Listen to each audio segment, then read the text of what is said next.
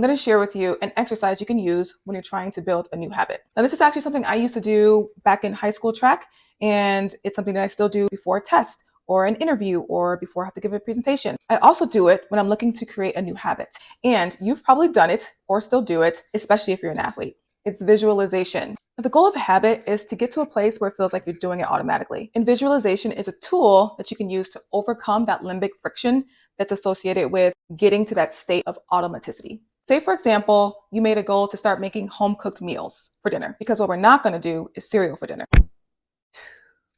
I want you to visualize the steps of preparing dinner for your family, from gathering and preparing the ingredients to the sequence of actually cooking the meal. Next, I want you to mix in some reality. What does your typical day look like surrounding dinner time? Before dinner, are you rushing home? Will you be greeted by your very hungry and excited to see you littles? What has to happen before dinner so that you can actually get this meal prepared? Visualization allows you to identify potential challenges or barriers before they happen. It increases the likelihood that you'll be able to perform this action over time. And it brings you into this mindset of action.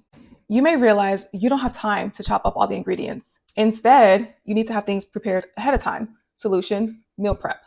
You may realize you barely have 30 minutes before your kids turn into hungry hippos ready for food. So researching and planning easy 30-minute meals may be your go-to. So the more detailed you are, the better. See it first, then execute.